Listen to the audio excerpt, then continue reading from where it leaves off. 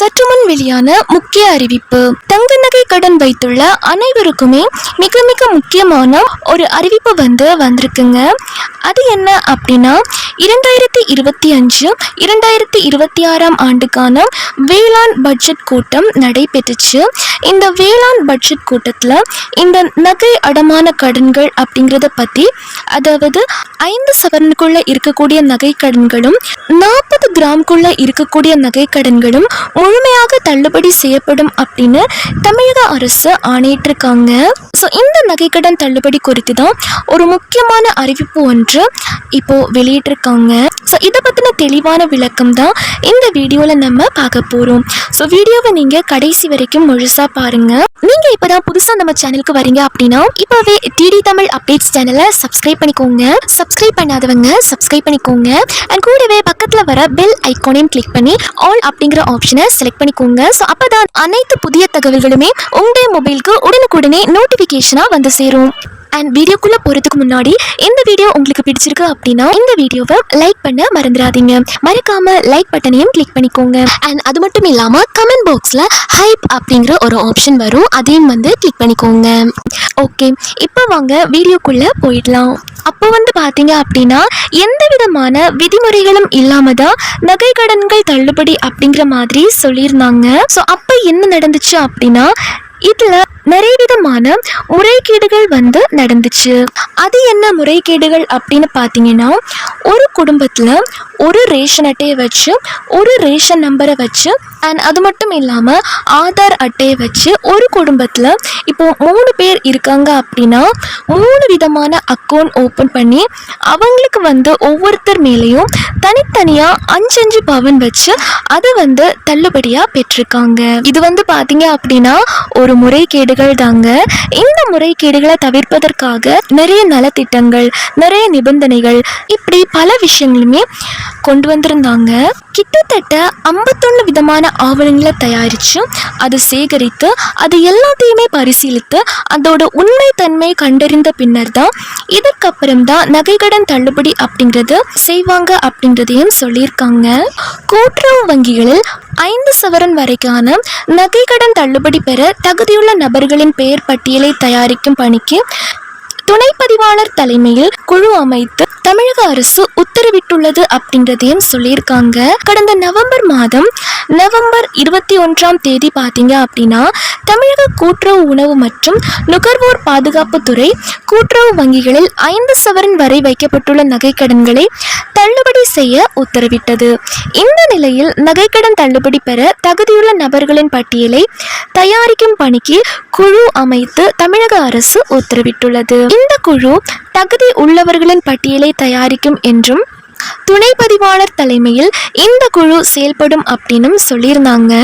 இந்த குழு நகைக்கடன் பெற தகுதி வாய்ந்த மற்றும் தகுதியற்றவர்களின் பட்டியலை தயாரித்து கூட்டுறவு சங்கங்களுக்கு வழங்கும் என்றும் தெரிவிக்கப்படுகிறது அப்படின்றதையும் சொல்லியிருக்காங்க. மேலும் இந்த குழு தயாரிக்கும் பட்டியல் கூட்டுறவு சங்கங்களுக்கு வழங்கப்பட்டு அது ஆன்லைன்லையும் இணையதளத்திலையும் வெளியிடப்படும் அப்படின்னு சொல்லியிருந்தாங்க.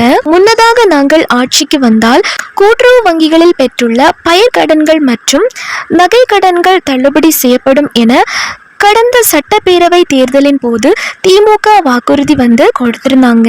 அதே மாதிரி கடன் தள்ளுபடி பெற வேண்டும் என்ற உள்நோக்கத்துடன் நிறைய முறைகேடுகள் நடந்திருக்கிறது கண்டறியப்பட்டிருக்கு.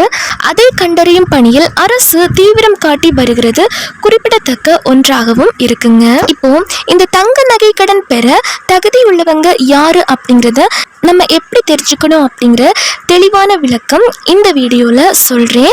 ஸோ அதையும் நீங்கள் கவனமாக கேட்டுக்கோங்க. தமிழக அரசால் வழங்கப்பட்டுள்ள ரேஷன், அதாவது குடும்ப அட்டையில் வழங்கப்பட்டுள்ள 1 அல்லது 1க்கு மேற்பட்ட குடும்ப உறுப்பினர்கள் 1 அல்லது 1க்கு மேற்பட்ட கூட்டுறவு நிறுவனங்களில் 1 அல்லது 1க்கு மேற்பட்ட பொது நகைக்கடன்கள் பெற்றிருந்து அவர்களின் மொத்த நகைக்கடன்களின் மொத்த எடை 40 கிராம் வரை, அதாவது 5 பவன் வரை இருந்தால் இதர தகுதிக்கு உட்பட்டு அவர்களின் நகைக்கடன் தள்ளுபடி செய்யப்படும் என்று தமிழக அரசு வாக்குறுதி கொடுத்திருந்தாங்க.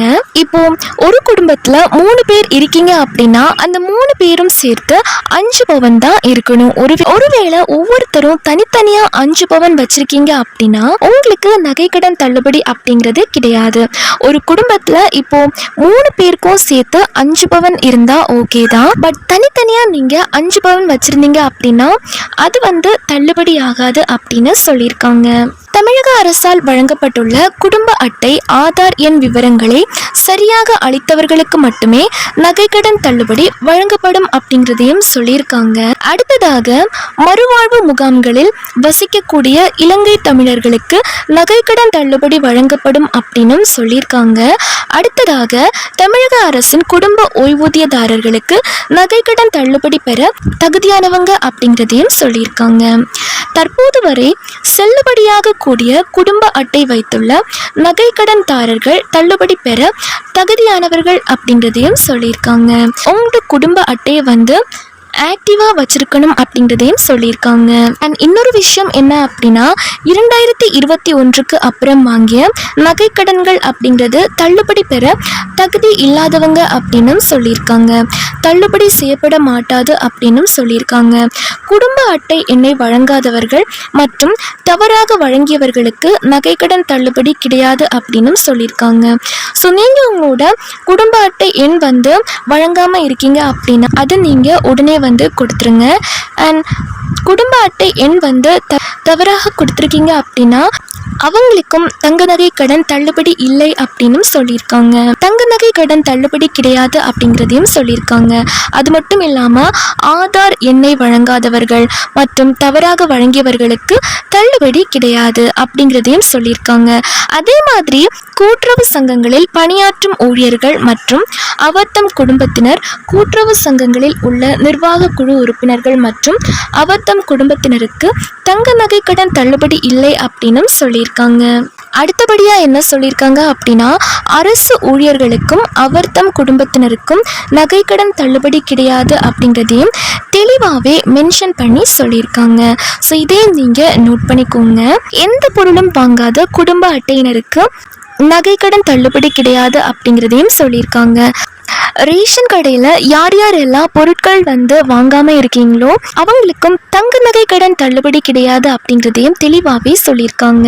2021ஆம் ஆண்டு பயிர்க்கடன் தள்ளுபடி பெற்றவர்கள் மற்றும் குடும்ப அட்டையின்படி இடம்பெற்றுள்ள அவர்தம் குடும்பத்தினருக்கு நகைக்கடன் தள்ளுபடி இல்லை அப்படிங்கிறதையும் சொல்லியிருக்காங்க.